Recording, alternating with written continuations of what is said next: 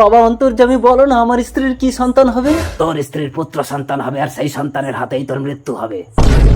আমাকে মেরো না রজত, আমি কথা দিচ্ছি এই বাচ্চা জন্মানোর সাথে সাথে আমি জঙ্গলে গিয়ে পুঁতে দিয়ে আসবো। কনক, একটু সহ্য কর, আমি দাইমাকে ডেকে আনছি। এই নাও 500 টাকা, ওর মায়ের জ্ঞান ফেরার আগে বাচ্চাটাকে জঙ্গলে নিয়ে গিয়ে পুঁতে দাও। এই অসম্ভব। উহ বাবা, বাঁচলাম।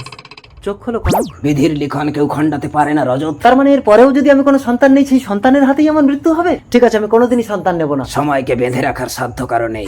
না না, আমি মরতে চাই না। 12 বছর পর। গোরাটু কি ধাপ্পা। মা 12 বছর ধরে আমাকে বস্তায় ঢুকে রেখেছো কেন? জঙ্গলে বাঘ আছে, বেরোবি না গোরা। যেখানে বাঘের ভয় সেখানে সন্দেহ। রজত বাবু আপনি?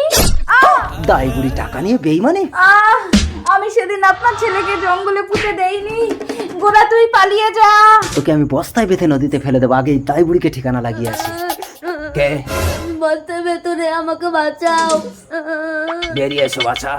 তুমি কে? আমি অন্তর্যামী। এই নে, এই টাকাগুলো নিয়ে তুই তোর আসল মায়ের কাছে চলে যা। আমার আসল মা কে? আমি বস্তায় ঢুকে গেলে বস্তার মুখটা বেঁধে আমার নাম স্মরণ করতে করতে চলে যা, ঠিক পৌঁছে যাবি। তাহলে ওই লোকটা তোমাকে তো জলে ফেলে মেরে দেবে। আমার মৃত্যু নেই বাছা। বুড়িকে ঠিকানা লাগিয়ে আসলাম, এবার বাচ্চাকে বস্তা সমেত নিয়ে গিয়ে নদীতে ফেলে দেবো। বাচ্চার হাতে আমার নাকি মৃত্যু হবে। তুই আমার সন্তান, এত বড় হয়ে গেছিস বাবা।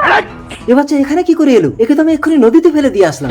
বাবা, তুমি যেই নদীতে আমাকে ফেলে দিয়েছিলে সেই নদীর নিচে মায়াপুরি আছে। এই দেখো কত টাকা পেয়েছি। মায়াপুরি? তার মানে তো আমিও অনেক টাকা আনতে পারবো। ঠিক আছে, আমি বস্তায় ঢুকছি, তোরা দুজন বস্তার মুখ বেঁধে আমাকে নদীতে ফেলে দিবি। নদীর পাড়ে এসে গেছি। দোলনি। বিধির লিখন কেউ